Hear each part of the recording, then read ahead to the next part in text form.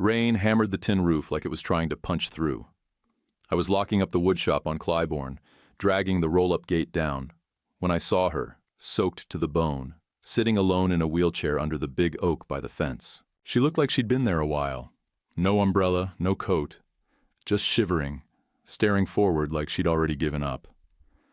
I dropped everything, jogged out, yanked off my jacket, and got it over her shoulders.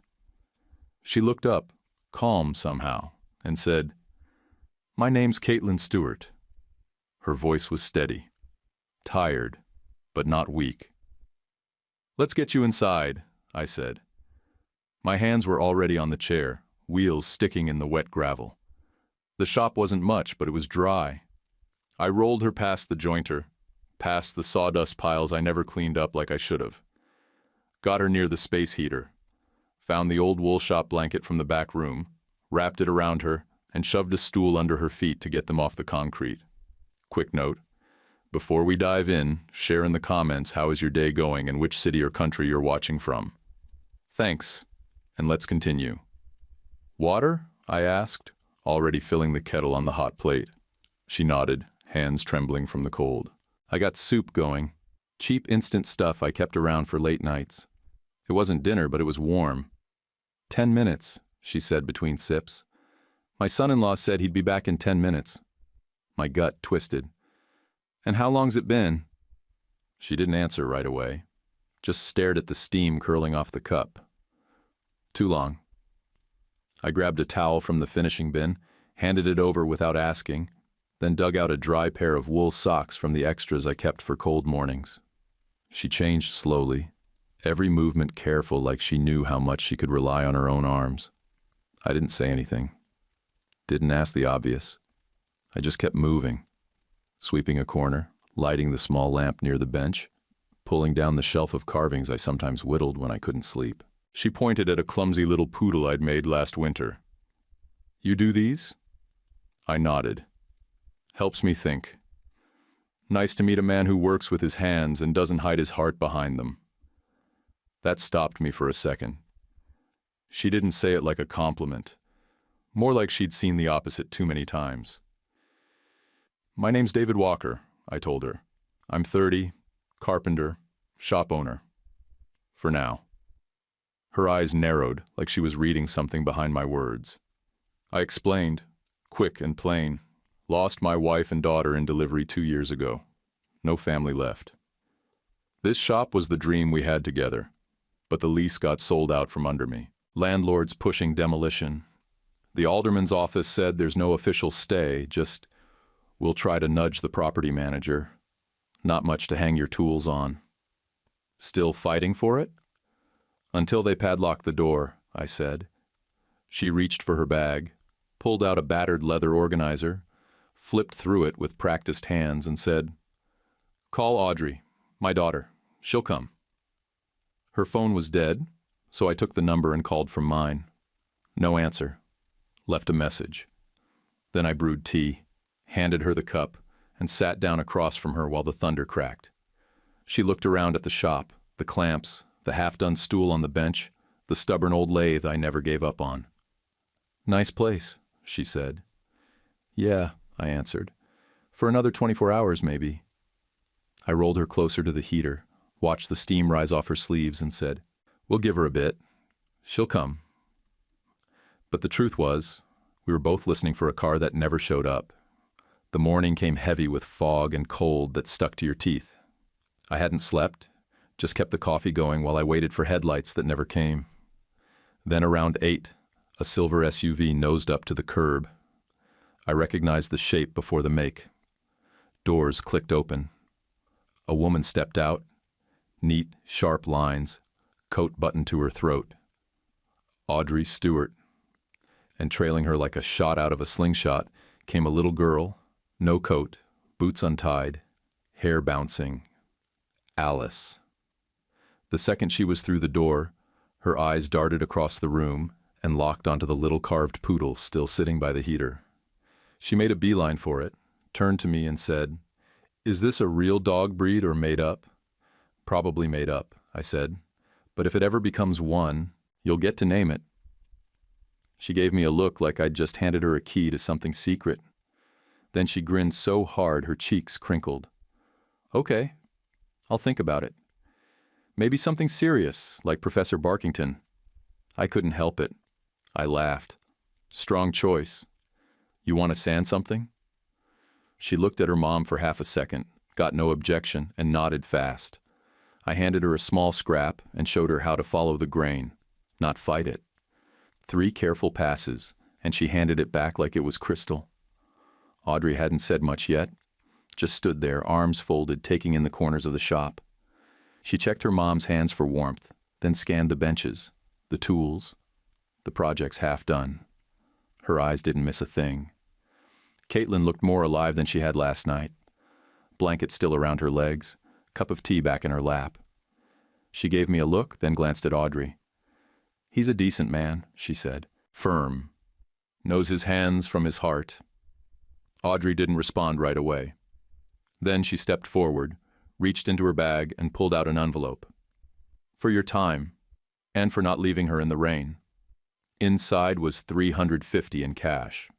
I hadn't named a number. Would have asked for a lot less. I nodded and slipped it into the drawer under the drill press. Name's Audrey Stewart. Stewart Home and Design, she said, pulling a card and setting it on the bench. I'm CEO. I glanced at the card, then back at her. You run it? I built it, from 1 room to 12 states. Her voice didn't brag. It was just a fact. A builder's voice, not a marketer's. Alice was petting the poodle carving with 1 finger, whispering something to it under her breath.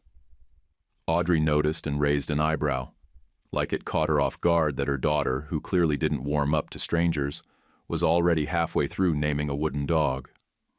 Caitlin shifted slightly and spoke quiet, only loud enough for Audrey and me. Andrew dropped me here, said 10 minutes. I saw Audrey's jaw lock, just for a second. He didn't tell me. Caitlin gave a small shrug.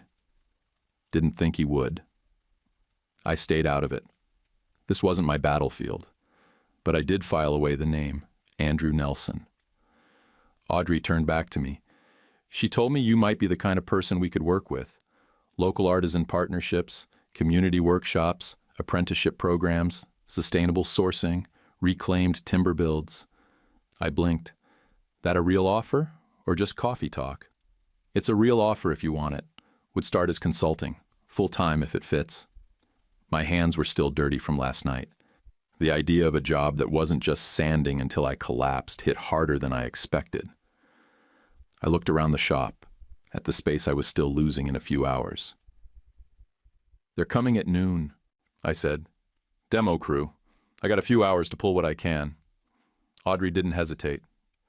We'll figure the tools out first. Alice piped up again, her eyes big. Can I have the poodle? I leaned against the workbench. He's yours. She gasped like Christmas had just been announced, cradled it with both hands, and ran over to show her grandma. Audrey shook her head, quietly impressed. She doesn't trust many people. She trusts dogs, I said. She doesn't trust wooden ones either, she replied. Then, after a pause, come by Wednesday, we'll talk next steps. She made it to the door, then stopped. Thank you for not looking away. I watched them pull out, taillights fading through the morning fog. Then I grabbed my phone and called Jonah. Need a van, I said, and 2 strong backs, 4-hour window. Where's the fire? In my shop, I told him. Clock's ticking. Jonah showed up with the van and 2 guys from his roastery, and we made the 4-hour sprint count. The bandsaw stayed bolted down, but we stripped the rest. By Sunday night, the shop looked more like a crime scene than a workspace. Chalk lines where dreams used to sit. Wednesday morning, I rode a mirrored elevator to the 12th floor of Stewart Home and Design. The walls smelled like fresh varnish and quarterly goals, frosted glass, quiet lighting, everything built to keep you from raising your voice. Nora Hill met me in the hallway before I even found the right door. Crisp blazer, thick glasses, handshake, like she was closing a deal before she said a word. Nora, Chief Operating Officer, let's get started. I followed her past an open bullpen full of hushed conversations and soft keyboard taps.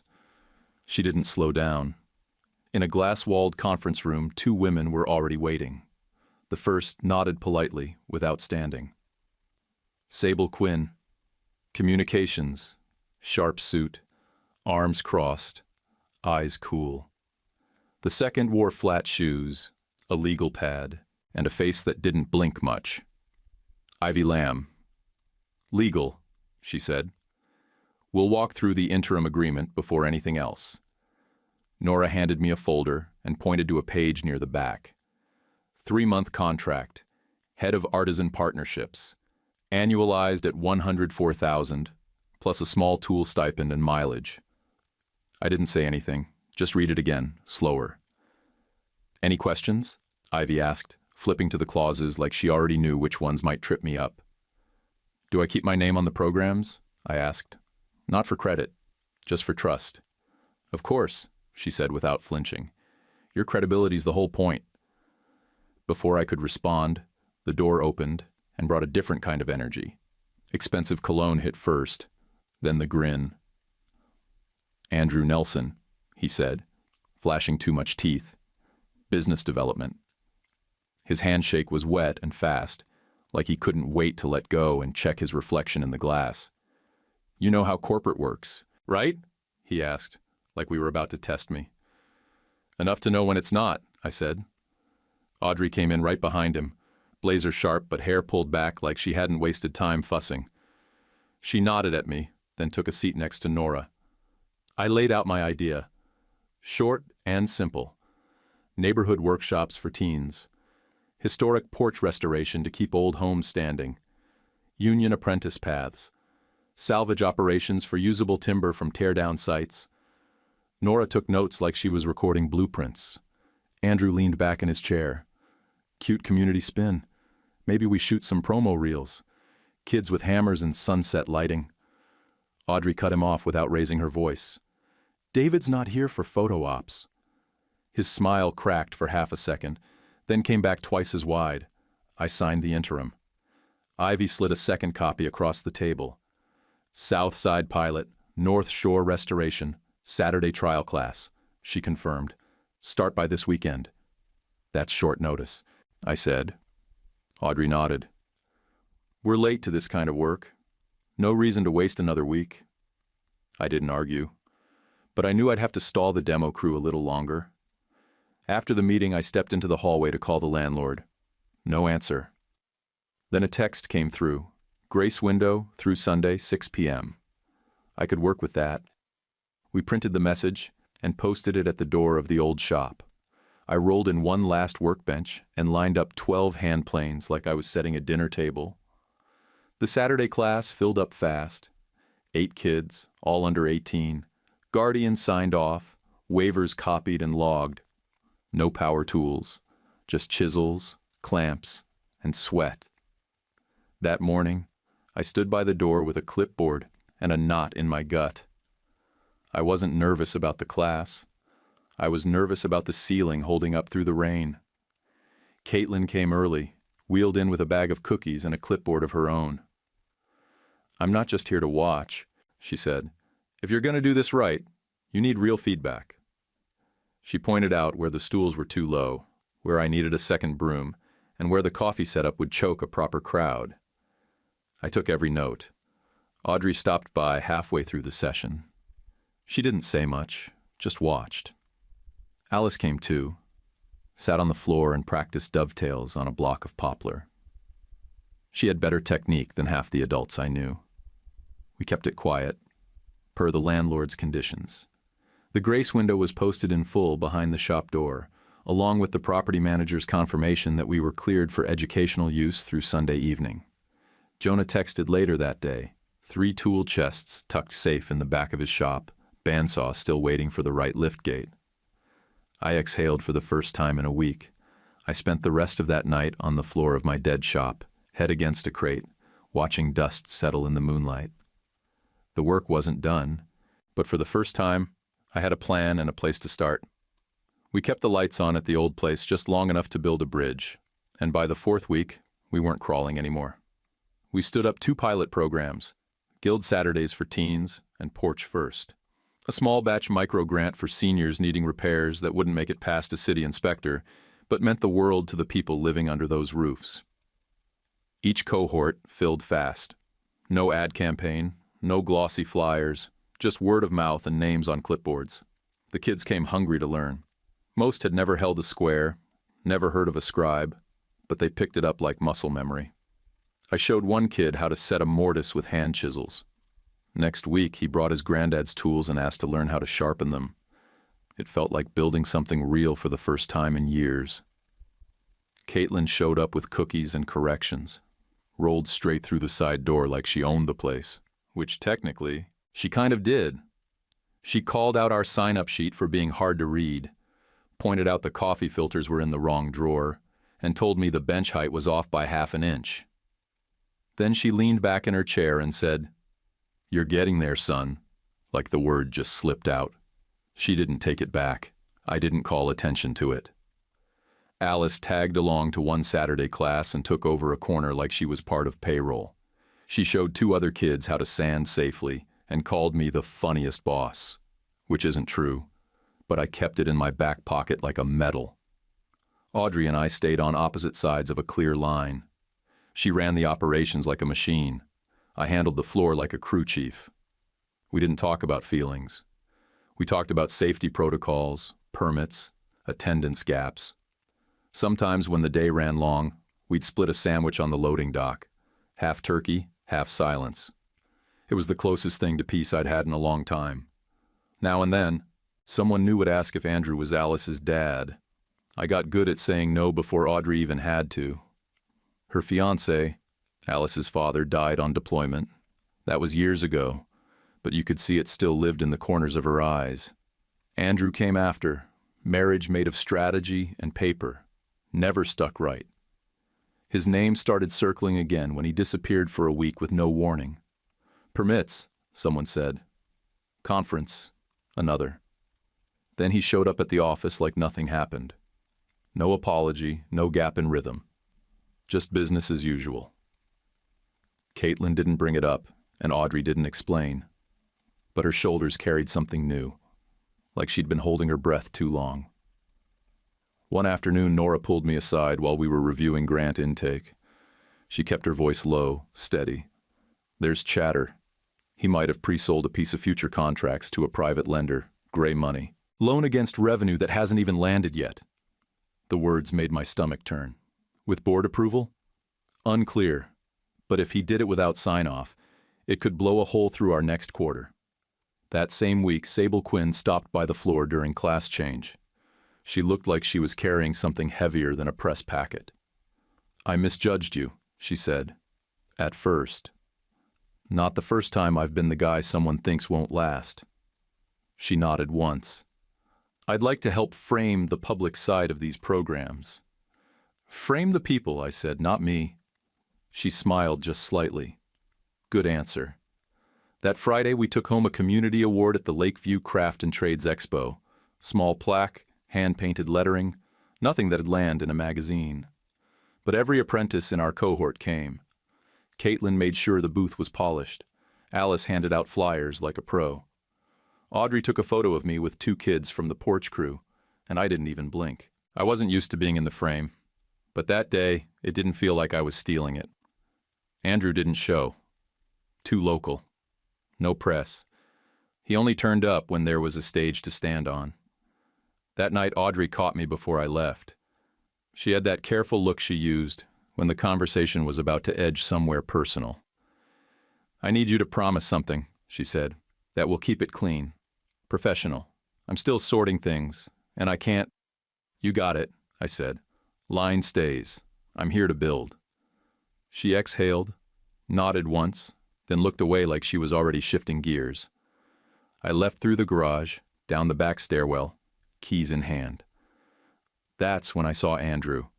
He leaned against a pillar, arms crossed, smile sharp as a tack. "Heck of a turn you've made," he said. "Just doing the work," I replied. "Sure," he said, pushing off the wall. "Just don't get too comfortable." I didn't answer. Just walked past him and hit the exit bar hard enough to echo. Monday started like any other. Coffee burned, boots tied, inbox full. Then 2 security guards showed up at my desk. "Need you to come with us," one said. "Bring your badge." They didn't say more, but their faces already told me it wasn't a tour. I followed them through the hall. Glass, chrome, silence.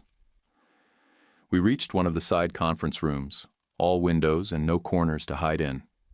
Inside, Ivy sat with a woman from HR I'd seen maybe once before. Neither looked up. The folder on the table was thick.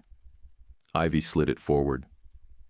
"David, this morning we flagged a set of access logs that show your employee ID was used to download protected bid data, estimates, vendor terms, at 2:08 a.m. Sunday." I blinked. "I wasn't here Sunday." "We're aware," Ivy said. "The credentials were used remotely." "I don't work remotely," I said. "And my shop computer's been locked in a bin at Jonah's since last week." She didn't argue. Didn't smile either. HR spoke. "We're placing you on paid suspension for 72 hours pending investigation. During this time, do not access Stewart systems or premises." Ivy added, "Please hand over your badge now." I slid it across the table. My hand didn't shake, but my gut felt like I'd stepped on a nail. They let me walk out the front like nothing had happened. Heads turned. A few people stood a little too still. I didn't stop to read faces. Downstairs, things got worse. The property manager taped a red notice to the shop's roll-up. Big letters, bold print. Property transfer, no entry. Trespass notice active. Final equipment removal. Deadline, 48 hours. The grace window was over. Sunday at 6 p.m. had come and gone. This was city-issued now. And legal told us before, municipal notices override private agreements. That bandsaw was on borrowed time. Most of the gear was already safe. But the last saw, my first real industrial piece, was still bolted to concrete. I'd waited on a liftgate truck that never opened up, and now I was out of time, out of access, and out of badge clearance. I took the bus to Jonah's. He didn't ask, just poured coffee and slid it across the counter. "Okay," he said, calm as ever. "What do we do?" My phone buzzed before I could answer. Nora. Short text. "Don't say a word to Andrew. Not yet." A second buzz. Audrey. "I don't believe this. Hold tight. We're working." Jonah leaned on the counter. "Want me to say what everyone's thinking? I already know who did it." He nodded. "Still, say it anyway. Andrew cloned my badge, or faked my credentials, or paid someone who did. I hadn't seen the proof, but I didn't need to. The timing stank. The target was too clean, and it felt like something a man like him would do. Calculated, just short of visible. That night, my phone rang again. Caitlin. She didn't waste time. "You're not the first good man he's tried to wipe off the board. The charm fools people until the door closes. Then it's rot." Her voice was quiet but hard. I could hear her stirring something on the stove. He's the kind of man who smiles wide when he thinks no one's watching.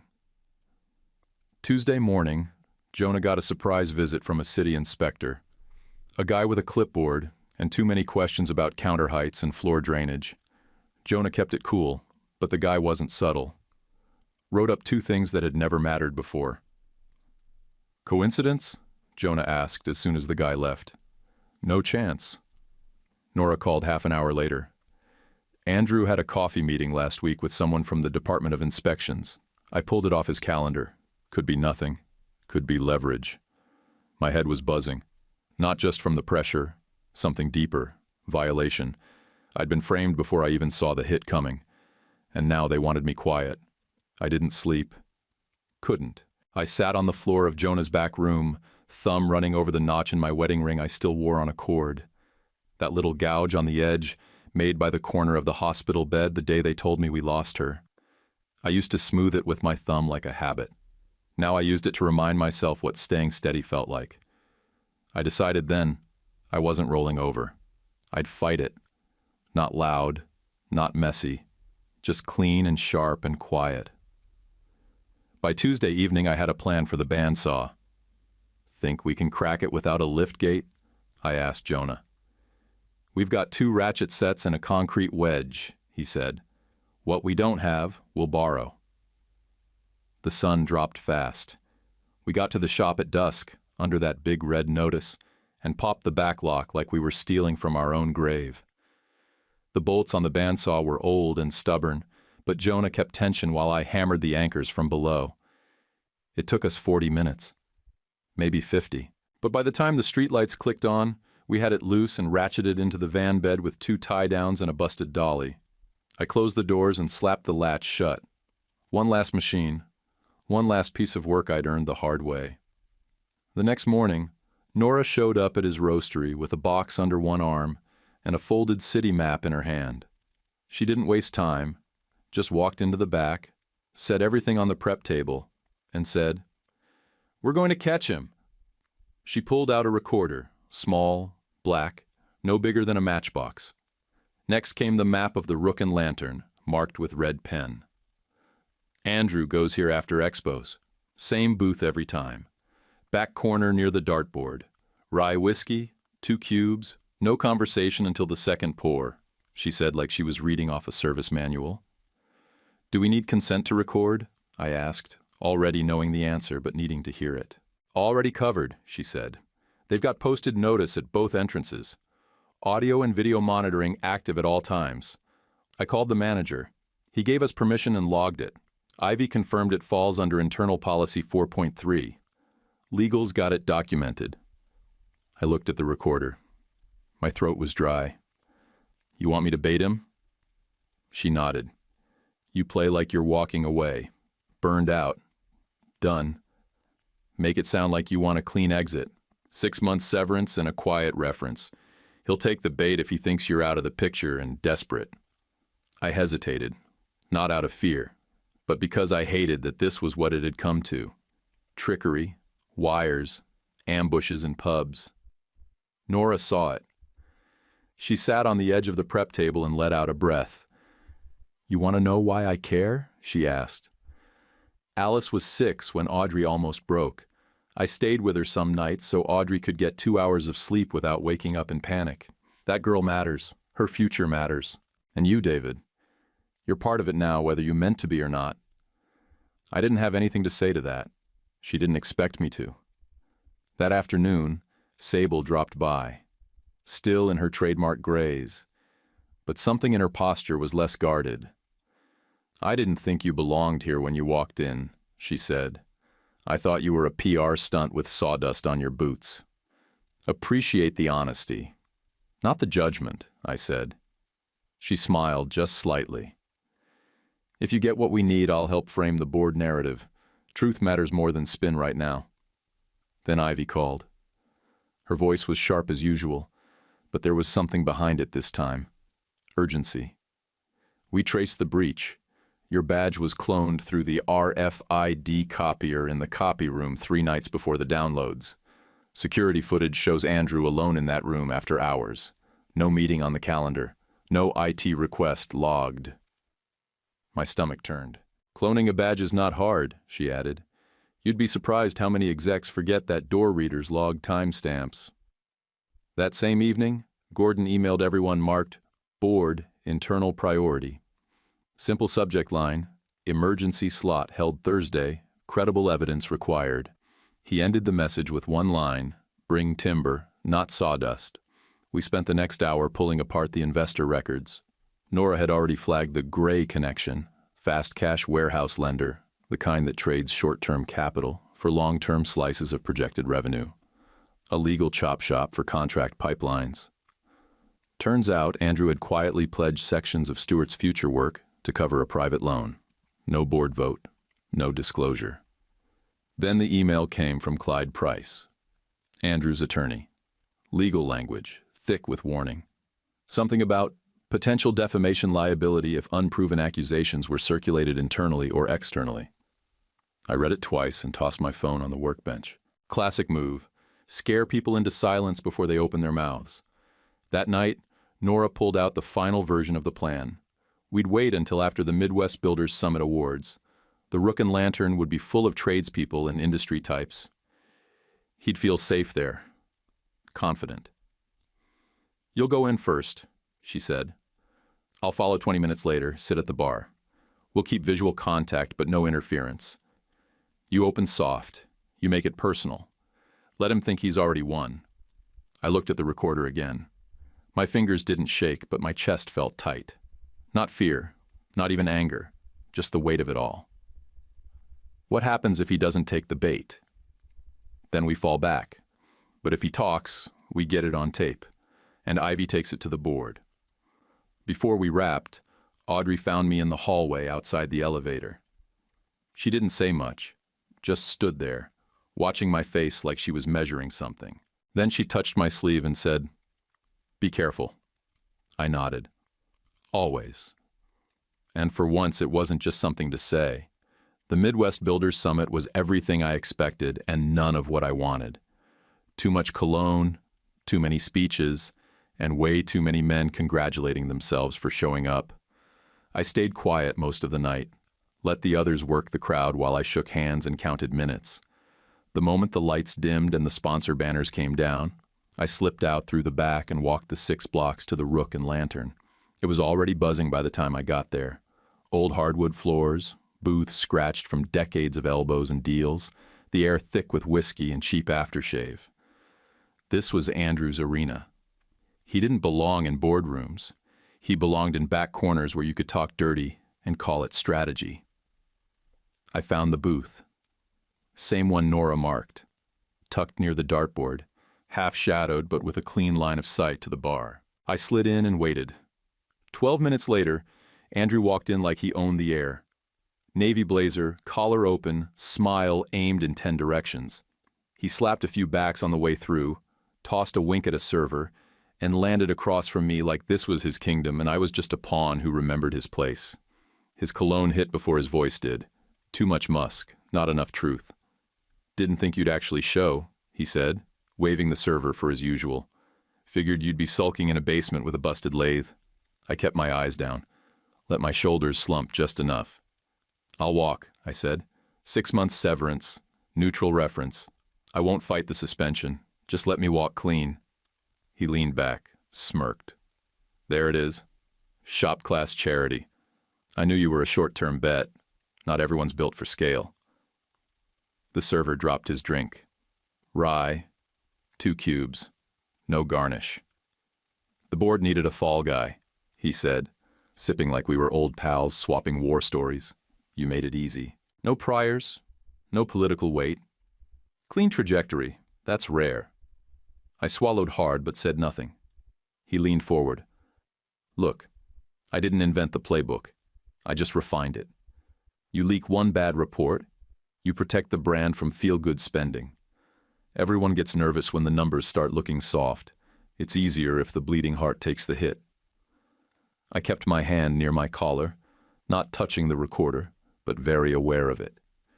It was warm now, close to my skin, catching every word. He started bragging about smoothing city permits, about how easy it was to add a finder's fee without anyone catching it. You grease one guy, he introduces you to another. You start to get a feel for where the codes bend, where the forms get rubber stamped. People think it's corruption. It's not. It's lubrication. He chuckled at his own joke and downed the rest of his whiskey.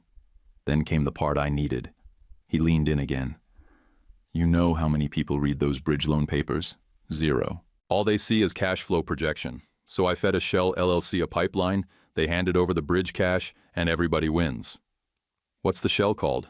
I asked, soft. He grinned. "It's all smoke. No one's looking. But for the record, check Apex Horizon Holdings." I wrote it on a napkin slowly, like a man who didn't want to forget the name that just saved his life. A vendor stopped by, some guy from Material Supply. Congratulated him on nailing Morrison Road, whatever that meant. Andrew clinked his empty glass and said, "I nail all the materials." It wasn't clever. It was loud. The bartender frowned and moved down the counter. Then it came. He leaned back one more time and smiled wider than ever. "I cloned your badge, farm boy. You were perfect. Clean hands, clean timeline. I knew you wouldn't fight dirty. That's what made it so easy. My stomach dropped, but I didn't move, didn't flinch. Just tucked the napkin under the leather check presenter as the server dropped it off. Right on cue. Sable walked past the booth. She didn't stop. Just snapped a quick photo of the napkin while Andrew was flipping it open and disappeared into the crowd without a word. He didn't notice. Outside, I exhaled for the first time in an hour. The air was wet, drizzling. I didn't care. 2 blocks down, Sable texted Ivy the photo with timestamp confirmation. Legal had it. Chain of custody clean. I kept walking. Andrew came back from the bar looking smug. "So," he said. "We good?" I nodded. "Deal works. I'll keep my mouth shut." He raised his glass. "To men who know their station." I didn't clink his glass, just nodded again and stood up like it hurt to do it. My phone buzzed in my pocket. Nora. 1 line. "We have it." I walked 3 blocks through the rain before my knees stopped shaking. By the time I reached the far lot, Audrey's SUV was already idling at the curb. I slid into the passenger seat. Ivy sat in the back, laptop open, headphones on. The audio was uploading. I reached into my coat, pulled the recorder off my collar, and handed it to her. She nodded once and set it next to her bag without a word. Audrey kept her hands on the wheel and her eyes forward. She didn't say anything for a full minute. Then, without looking at me, she said, "He left my mother on a curb and sold my company out from under me." I looked at her. She was stone still, jaw tight. "You're not the kind of person people get away with that around," I said. She didn't smile, but something in her jaw softened. Thursday, 8:30 a.m., I stepped into the Stewart boardroom and felt the weight of the place settle on my shoulders. Mahogany table, high-backed chairs, polished silence. It didn't feel like a company anymore. It felt like a courtroom. Gordon sat at the head, sleeves rolled, glasses low on his nose. Ivy had a tidy stack of documents in front of her, color-coded tabs sticking out like little flags. Sable leaned forward on her elbows, laptop open, eyes sharp. Andrew walked in late, naturally. Clyde Price followed, suit too shiny, smile too thin. Andrew looked rested, almost smug. Clyde opened first. "We consider the method of evidence collection deeply problematic, illicit, potentially defamatory." Gordon held up a hand. "We're not a court. We're a company." Ivy didn't flinch. Per internal ethics policy, the audio was recorded in a venue with posted surveillance notice, with the consent of the establishment, and logged in legal. The vote will be based on physical and digital exhibits. No one blinked. No one shuffled. Just silence while Ivy pressed play. Andrew's voice spilled out, mocking me as shop-class charity, bragging about badge cloning, the leak, the fake permit smoothing. The moment he called me the perfect fall guy, the room felt like it stopped breathing. You could hear a paperclip drop on the carpet. Then Sable put the deck on screen. Slide after slide, security stills of Andrew in the copy room after hours. No meeting logged. Footage matched to access badge times. Cloned RFID data. The napkin photo with Apex Horizon Holdings. Timeline of his unexplained permit trip that lined up with the Shell lender email trail. Audrey cleared her throat. "For the record, I'm disclosing conflict and abstaining from any disciplinary vote related to Andrew Nelson." Gordon nodded once. "So noted," Audrey added. "And for the minutes, any pilot program budget expansion will come from the CEO's operating authority, and I'll bring it to the board if it crosses capital expenditure thresholds." Clean, precise, like a scalpel cutting out the rot. Gordon looked directly at Andrew. "Mr. Nelson, is that your voice on the recording?" Andrew didn't blink. "Sounds like a deepfake. Audio tools can replicate tone now." Sable didn't wait. She played the second clip, Andrew's proud little line about nailing all the materials. A joke only he found funny. Done. Ivy pulled out the last nail. 2 emails from the Shell lender, referencing collateralized Stewart contracts. No board vote. No transparency. Just his signature. The board murmured, quiet, low, not in his favor. Andrew turned toward me. This whole thing's personal. He's been gunning for me since day one.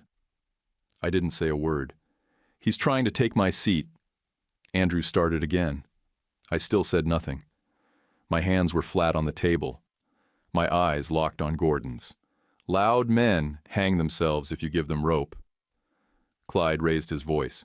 We motion to exclude all recordings as improperly gathered and prejudicial. My client reserves. Gordon didn't look up. Motion denied. Then he raised his hand slightly.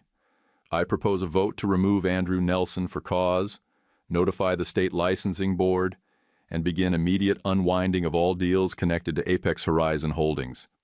He looked around the table. Those in favor? Hands went up. Everyone but Audrey's. Opposed? No hands. Gordon nodded. Motion carries. Effective immediately. Security. Collect all company devices from Mr. Nelson. Legal will coordinate off-boarding. Clyde stood halfway and stammered. We object. This is not a proper... Gordon raised an eyebrow. We're not a court, Mr. Price. We're done here. Andrew didn't move. Not for a second. Then he stood slowly, like he thought the floor might cave under him. Sable closed her laptop. He framed David publicly. He gets cleared the same way. Ivy nodded. David Walker is reinstated without condition. Nora leaned in. I'd like to propose an expansion of his role. Director of Artisan Partnerships and Guild Programs. Pilot success proves long-term need. I'll handle his performance reviews and budget roll-ups through operations. Audrey, steady as ever, said, approved. She looked at me, then added, and include a budget line for a permanent community guild house, class space, workshop, one full bay for David's own shop. No one argued. Gordon turned to me. Mr. Walker, any comment? I stood slowly. My throat felt like sand. I'll keep building, I said. The rest will speak for itself. Gordon gave a short nod. Some men speak with their hands. That'll do. The firehouse still smelled like smoke and old paint when we moved in. Station 27, retired 10 years ago, had leaky ceilings, rusted bay doors, and enough dust in the rafters to choke a crew. But it had bones. Stewart funded the foundation work. Apprentices handled the demo. I handled the rest. We put in a freight elevator where the pole used to be. Ran conduit. Built benches from reclaimed pine. My shop got the back corner. Bay 2. It wasn't fancy, but it was mine again. First thing I built in that space was a bench for Jonah. Cherry top, walnut legs, no screws, just joinery and trust. Took me 4 days. Ivy fast-tracked his permit issues the second we flagged that mystery complaint. Jonah didn't ask who sent it. He just handed me a worn glove and said, "You're playing left field next Thursday. No excuses." Caitlin rolled in once a week with a clipboard and zero patience. She called out gaps in the caulking, sloppy paint lines. Poor broom placement. She didn't knock. She didn't wait. When I asked if she ever took a day off, she said, "When the coffee's bad and the work's worse, so not today." She became our sharpest critic, and, maybe without saying it, our heart. Sable showed up a few weeks later with a camera crew and a folded printout of questions. We were graduating our first cohort, 12 kids, 10 finished, 2 lined up for union apprenticeships. The shoot was short, sharp, clean. She pulled me into one photo. I said no, she said too bad. I stayed in the back. The next day, Nora told me Audrey had filed the papers. Divorce, formally. I didn't ask for details. Later, Audrey caught me by the boiler room and said, "I'm done picking safe mistakes. That includes him. That includes most of the last 5 years." I nodded. Good. You deserve better. She didn't answer, but she didn't walk away either. Most days, we kept the line straight between us. Professional, productive, focused on the work. But one night after a city panel on historic zoning, we got stuck in traffic for 40 minutes, and something cracked. She said, "I need to know you're not going to vanish in 2 years." I said, "I'm not going anywhere." She shook her head. "That's easy to say. I need proof you're not just here because it's convenient. That night I pulled my contract, extended it. 5-year teaching commitment, signed and filed. Turned down an offer from a private institute out west. Moved a cot and a shelf into the room above the tool closet. It was small, cold in the mornings. Perfect. Alice brought her homework into the shop once a week, sat near the lathe, and quizzed me on spelling words while holding a mallet in one hand. She learned to grip it right, light hands, strong arms. She said my sandwiches were better than the school's because I remembered her extra pickles. I told her that was the highest praise I'd gotten all year. Andrew's mess didn't fade. It just unraveled louder. The permit office opened a formal review. Ivy sent letters to the shell lender that made them stop answering emails altogether. One by one, the quiet corners he used to operate in started blinking red. Audrey stayed above it all. No speeches, no spite, just precision. She called the audit committee herself, handed over every document without being asked. If it hurt, she didn't show it. I started sleeping through the night again. Not every night, but enough that I noticed, and that was something. The firehouse settled into rhythm faster than I thought it would. The kind of rhythm that doesn't make a sound until you realize you're no longer holding your breath. By early October, the guild house smelled like pine shavings, fresh coffee, and chalk dust that never really leaves old brick. We put out folding chairs, made a pot of strong roast, and let the doors stay open. Not for press, just for people. Parents came first, then apprentices, then neighbors who wandered in because the music was decent and someone said there'd be cupcakes. No speeches, no sales pitch. Just tools on benches, work hung on pegboards, and smiles that didn't feel forced. Audrey showed up around noon with Caitlin and Alice in tow. Alice had the poodle carving in her hands, the one I gave her months back. Its ears were worn soft from being carried, one eye a little smudged. She held it like it was worth more than anything in the room. I caught her eye and nodded. "I've got a surprise for you after the tour." Her eyes lit up. "Is it another carving?" "You'll have to wait and see." She guessed 6 things, none of them right, while we walked the halls. Caitlin rolled beside us like a foreman doing a walkthrough. When someone asked if she was part of the build team, she said, "I own clipboards." That counts. We cut the ribbon in the main bay. Gordon made a short speech and waved off the mic.